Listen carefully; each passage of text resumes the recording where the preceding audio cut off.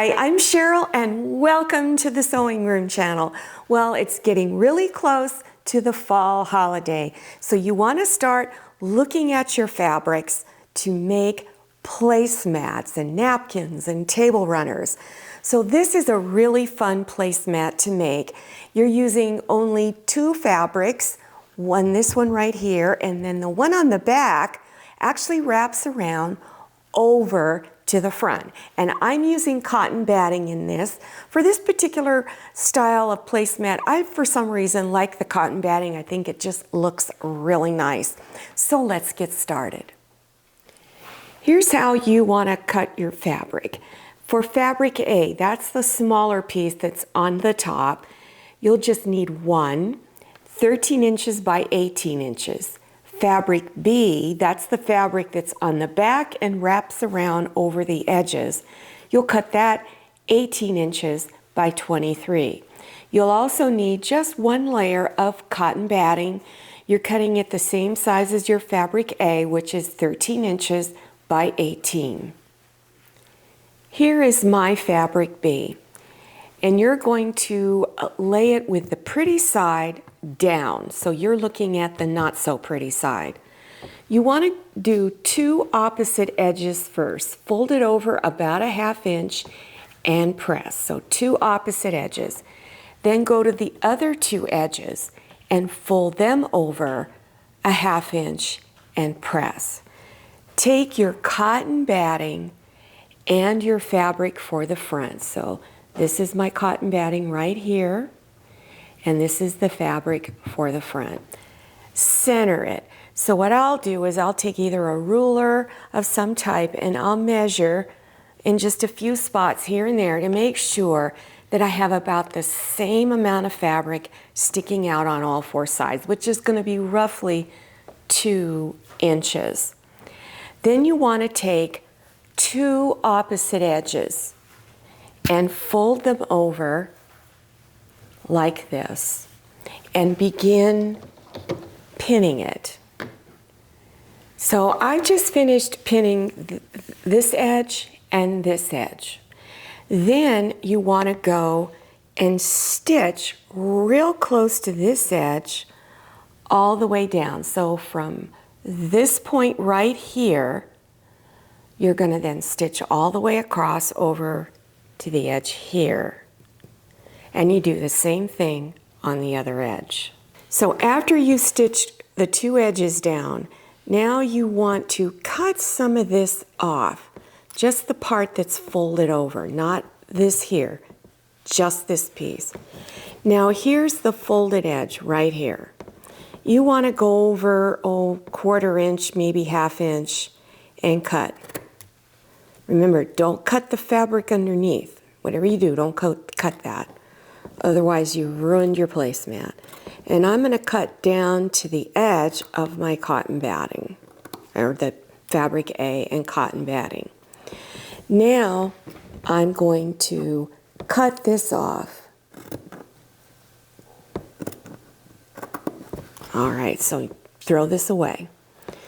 Now take this edge here, finger press this, take this edge and bring this corner to where it touches down over here. And just kind of fold this really nice like that. Kind of finger press this a little bit. Now take this edge and bring it up like this. And this is how you get a mitered corner. So go ahead and pin it. So you want to cut all of your corners like that and fold all of them like that. So I've already done it down here at this one. Okay, and then make sure you've got it pinned all the way across.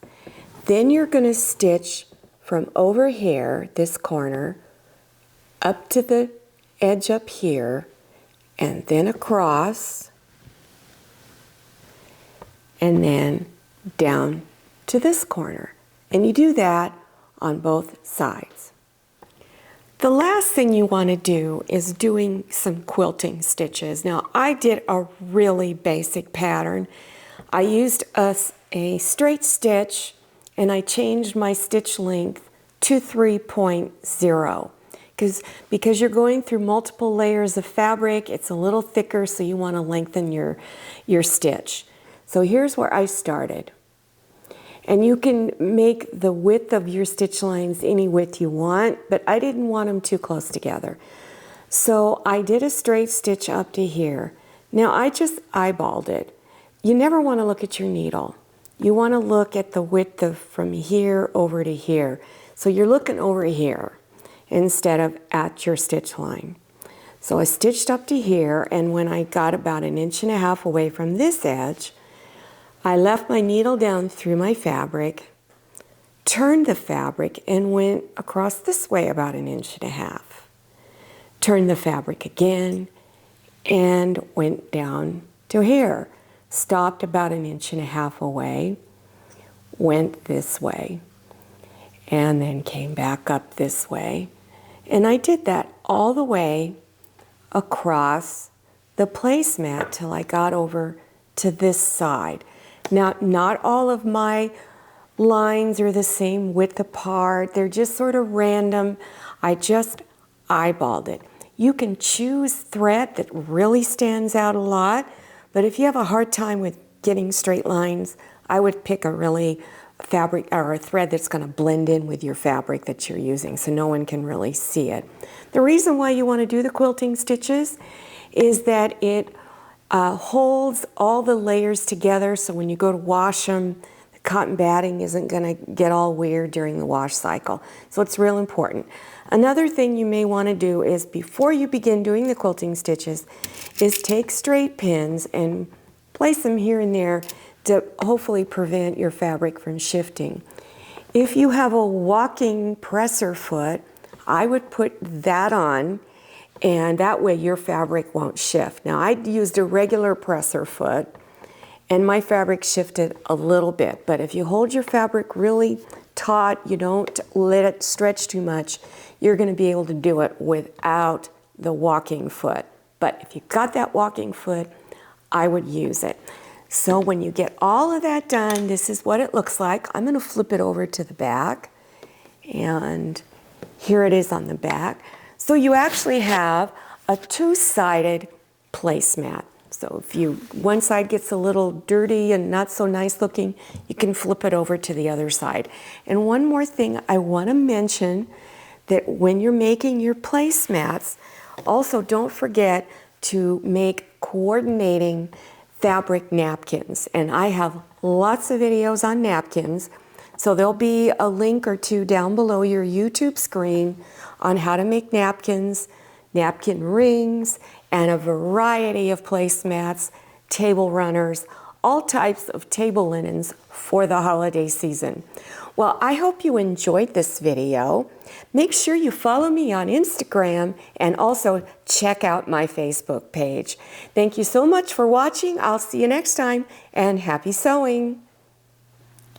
If you like the Sewing Room channel, one of the best ways to show your support is to subscribe by clicking on that red subscribe button and give this video a thumbs up. And don't forget to click on share to share this video with your friends. And make sure you click on the bell so you receive notifications for all my new videos.